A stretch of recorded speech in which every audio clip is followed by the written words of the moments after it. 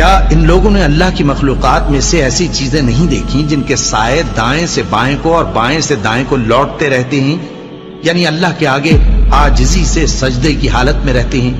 اور تمام جاندار جو آسمانوں میں ہیں اور جو زمین میں ہیں سب اللہ کے آگے سجدہ کرتے ہیں، اور فرشتے بھی، اور وہ ذرا غرور نہیں کرتے، اور اپنے پروردگار سے جو ان کے اوپر ہے ڈرتے ہیں، اور جو ان کو ارشاد ہوتا ہے اس پر عمل کرتے ہیں۔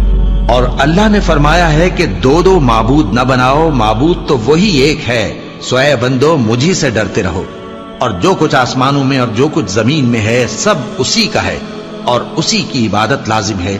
تو تم اللہ کے سوا اوروں سے کیوں ڈرتے ہو؟ اور جو نعمتیں تم کو میسر ہیں سب اللہ کی طرف سے ہیں، پھر جب تم کو کوئی تکلیف پہنچتی ہے تو اسی کے آگے فریاد کرتے ہو،